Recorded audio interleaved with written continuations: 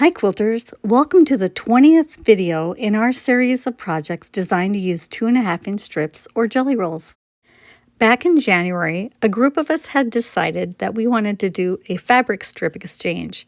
There were certain rules we all had to follow, and it started with exchanging strips. Each of us had to fill a brown paper bag with some strips, and we could pick any colors that we wanted. Once you filled the bag with about a jelly roll's worth of strips, then you had to seal it so nobody could see what was inside. Everyone also brought their strip buckets along to share their leftover strips to supplement what was in the brown paper bags. We got in a circle with our bags, and Sue-Ann told a story that had us passing the bag to either the left or the right whenever she used those words. After many giggles and shouts of, "Your other left," we had a bag that we could use to create a quilt. Then we got to digging through everyone's strips to find strips that would match what was in our paper bags. It was fun to look through all the strip bins to hunt for matching fabrics and find fabric treasures. I had high hopes that my strip bucket would look noticeably emptier, but my hopes were dashed. If anything, it looked like I had more strips than I started with. In the end, we each had a bag full of fabric, and we had to come up with a plan on how to use them. The other rule we had was we were to keep our projects secret from each other. The bag I ended up with had a lot of darker strips, so I went through one of my block books and found a block that I wanted to use and reworked the cutting and sizing instructions for 2.5-inch strips. The block that I chose is called Rolling Nine-Patch. My first job is to cut all the pieces for my blocks. I'm planning to make 30 blocks, so from a single strip, I need to cut 4 rectangles that are 2.5 by 4.5 inches and 5 squares that are 2.5 inches by 2.5 inches. I cut the rectangles first, and then I cut the squares, 2 sets of 2, that'll give me 4 squares, and then I will open up the last little bits of the strips to a single layer so I can cut 1 more square for a total of 5. For the dark fabrics, you will use 0.76 of a strip for 1 block. So I'm going to use about 30 strips for the 30 blocks. After I have all the pieces cut for the blocks, I'm going to pin them together. So each set will have 4 rectangles and 5 squares pinned together, and it'll be of a single fabric. If you wanted a little bit scrappier look, the rectangles and squares could be different fabrics, but I would suggest they still be the same color for a little continuity in each of the blocks. You can cut 1 strip at a time, or you can layer the strips to cut out multiple blocks at the same time. For the light fabrics, you will need 1.25 strips of the same fabric for each block. From each fabric, you will need to cut 2 rectangles that are 2.5 by 6.5, 4 rectangles that are 2.5 by 4.5, and 6 squares that are 2.5 inches by 2.5 inches. Once you have all the pieces cut for a single block, you want to pin them together to keep them organized. If you do not have matching strips for each of the lights, you could use 2 different fabrics in each block. If you want to use 2 different fabrics for the light in a block, cut 4 squares from one fabric, and then from another fabric, cut 2 rectangles that are 2.5 by 6.5, 4 rectangles that are 2.5 by 4.5, and 2 squares that are 2.5 by 2.5. You'll need about 40 strips total to cut all the background for the blocks. You'll have a pile of lights and a pile of darks. And then you need to mix and match the pieces so that you have piles that have a light and a dark, and then pin those together. Now I'm going to take you through the piecing of 1 block. I would make 1 to 4 blocks every day or so until I had all 30 blocks done. Start with the easiest part first. We're going to make the 9-patch center of the block. Lay out your pieces and sew 3 rows of 3 squares. Make sure you're using 1/4-inch seam allowances.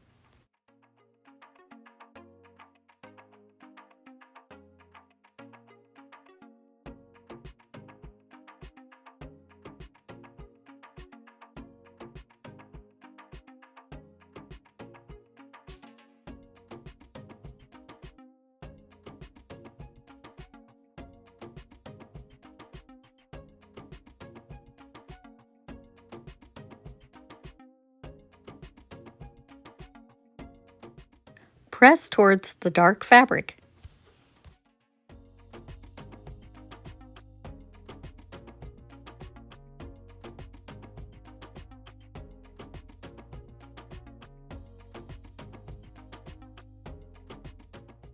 When you're sewing the rows together, the seams should nest if you have pressed towards the dark fabric. Sew the rows together and then press away from the center row. The 9-patch center should measure 6.5 inches by 6.5 inches once pressed.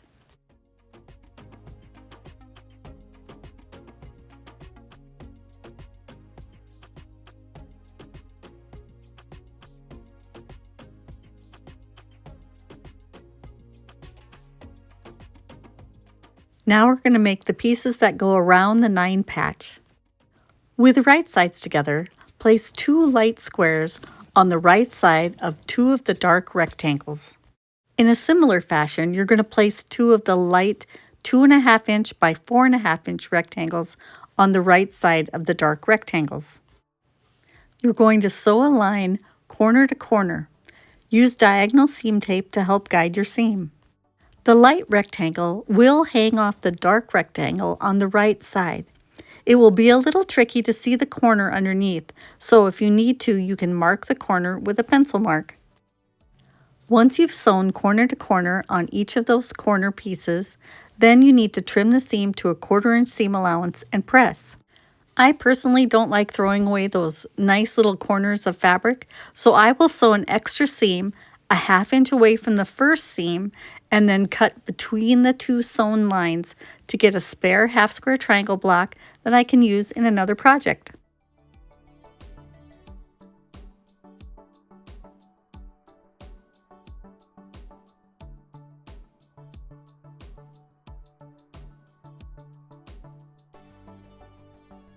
For the spare 1/2 square triangle blocks, press towards the dark fabric.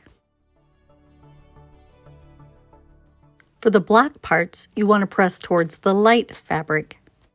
Or if you prefer, you could press these from the back side and press the seams open. Use the 2.5 inch by 4.5 inch light rectangles on the shorter units. Use the 2.5 inch by 6.5 inch light rectangles on the longer units. We're going to repeat the technique on the other end of the dark rectangles. Make sure your right sides are together and sew a seam corner to corner.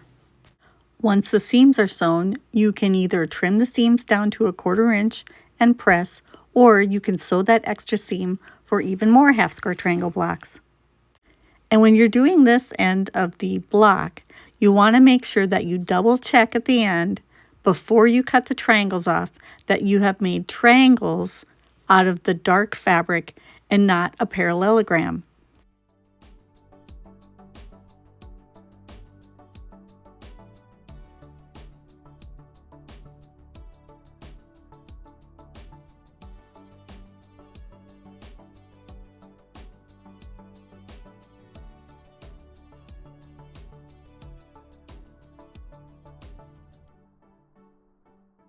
I've decided I want to make pinwheel blocks out of all these extra squares.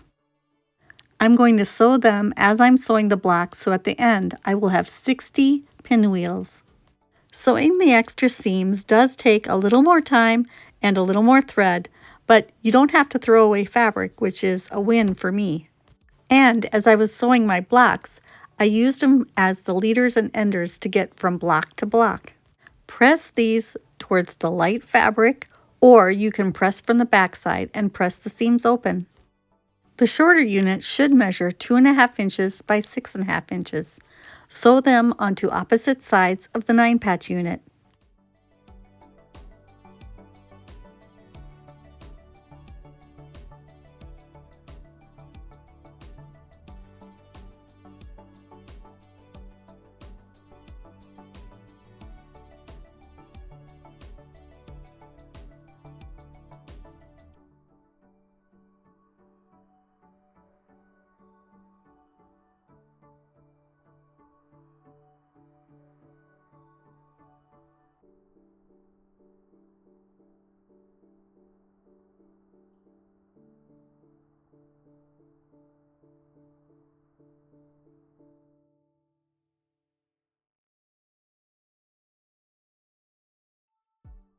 Press away from the 9-patch unit, or you can press from the wrong side and press the seams open.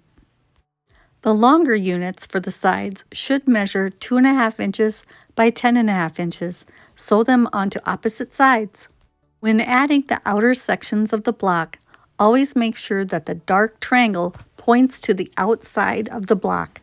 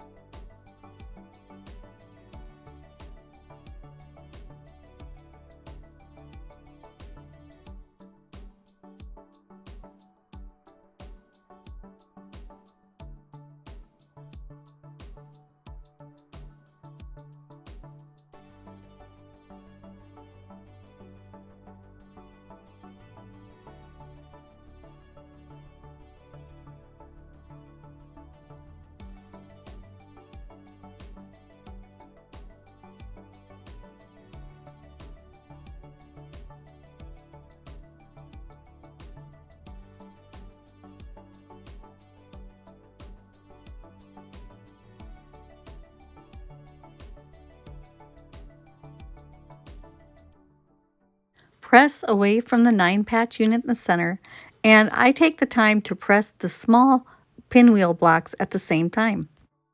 Each of these blocks will measure 10.5 inches by 10.5 inches. I'd suggest making a single block first, and then after you've figured that out, you can kind of keep feeding pieces through the machine and make 2 or 3 blocks at the same time.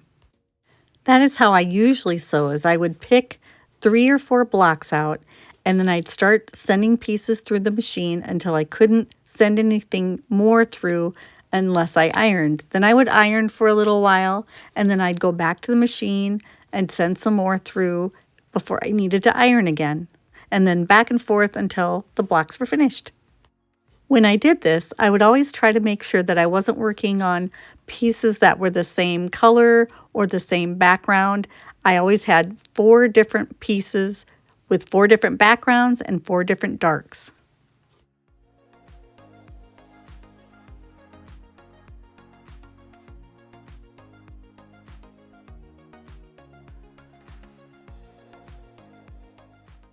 The backgrounds for my blocks were mostly a creamy or a dark ecru. I did throw in a few of the turquoise color, the light aqua, and a few gray. For the dark fabrics, I had mostly black, red, green, and brown. The plan for this quilt was to have just the blocks sewn together. I didn't want to have to use any sashing or cornerstones. The blocks are made so that when you sew them together, if you alternate every other block, you don't have to match any seams as you're sewing them together. Once all of my blocks were done, I laid it out until I got a combination that I liked. It took a few tries. I've noticed that looking at it through my phone instead of in real time on the floor, I can see things differently than I can right in front of me. Once I had the combination I liked, I sewed the rows together, made sure I marked them so that I knew which order to sew them in, and then sewed them together. It was at this point when I decided it needed something more. I decided to add some borders to the quilt. I'm going to add 3 borders. The first border and the outer border will be 2.5-inch strips of a light fabric. I figured I would need about a yard or a little more than that to cut about 13 strips. I'm going to cut my strips, sew them end to end, and then from that long strip, I will cut the pieces I need for all the inner and outer borders. At this point, the quilt top measured 50.5 by 60.5 inches. I cut 2 lengths that were 60.5 inches long and 2 lengths that were 54.5 inches long. Sew the 60.5 inches long to each side, opposite sides, and then the 54.5 inches to the top and bottom, and press towards the border. For the second border, I went with a piano key style border. I pieced my leftover strips together and cut them into sections that were 4 inches long. All the rectangles in my second border measure 2.5 inches by 4 inches. I needed a total of 118 rectangles for that second border. I made them into sets of 2, and then I knew I would need 2 single rectangles at the end. For the top and bottom, I need 27 rectangles sewn together, and for the sides, I need 32 rectangles for each side. I had to raid my charm square drawer to get 4 charms to cut down to 4 inches by 4 inches for the cornerstones in each corner. The only thing I really kept track of when I was sewing this pieced border was that I didn't have the same fabric sewn to each other or like really close together, so I tried to spread out the colors.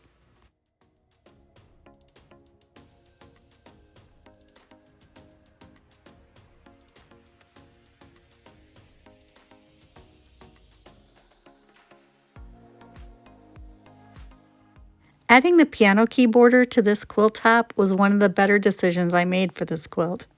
And for the final touch, I added another border of the light fabric just to frame the piano keys. And I actually got the quilt top done before we had our next meeting where we got to show each other the quilts we made. We get together every so often to catch up on our lives and have some fun sewing together. We're finally seeing each other's creations for the first time. Deanne missed the first party, but Jana picked the Halloween prints for her. She made a quilt top and the little bag that's on the chair. Sandy's bag had a variety of Christmas prints in it. All she had to do was add some white. Colette's bag of fabric is still a work in progress, but she knows she's going to make a pattern out of this book. Kay has her quilt top ready to quilt. Linnea's is still a work in progress too, but she worked on it while we were sewing together. Sue-Ann had to miss the second party, but she stopped in a few days later to show me her completed quilt top. I took the time to trim and square up all of my little pinwheel blocks, so I have 60 blocks that are 3 inches by 3 inches. In a quilt top, they will finish at 2.5 by 2.5. I'm going to start a little collection of these, so I'm going to tuck them in a bag and put them somewhere safe. I used some of my leftover strips to make a pieced binding, and then all I really had left at the very end was this small handful of strips. Back into the strip bucket they go. I put the quilt top on my long arm quilting machine and quilted it in a simple stipple design. I used a very light colored thread called Mother Goose. It kind of blends into everything in the background and doesn't show up very much on the dark fabrics. For this particular project, I knew I was going to quilt it in a lighter colored thread, so I picked a lighter colored fabric for my backing. When I was cleaning up after the quilt was done, I didn't feel like putting all these light colored strips back in my strip bucket, so I decided to start and work ahead on another project, so I'm cutting out 2.5 by 4.5 inch rectangles and 2.5 inch by 2.5 inch squares. And I'm going to be using these in a future project, but I'll get some of the cutting done now and then I won't have as much to do later. All the smaller scraps were sewn together into one long strip, but this made a nice pile to get me started. Now it's time for you to meet our group. Hi, my name is Sue-Ann. I am working on cutting out some red, white, and blue scraps from my fabric to make this Bountiful Blessings quilt. Beautiful. Hi, I'm Kay, and I'm working on cross stitch. I'm doing a Christmas project, finishing it up. It's January, so maybe in, by next December Next I'll have year. it done. All right, good luck, Kay. Hi, I'm Jana. I'm just working on some Legos here. Little flower bed type situation. Very pretty. Hi, I'm Colette, and I'm working on a small block. It's an Iowa barn block, and it's applique, so yeah. Very cool. I'm Josie, and I'm working on Van Gogh diamond painting stuff. Very pretty. Hi, I'm Linnea, and I'm working on a quilted coat, one each for my twin daughters. Those are going to be so cute. Sandy, what are you working on today? I'm shopping. And I'm shopping for quarter yards for a Kansas treble quilt. That'll be beautiful. We've got all the little workspace we need right here. We hope you'll remember to hit the like button, leave a comment for us, share with your quilting friends, and subscribe. Thanks for watching and happy quilting!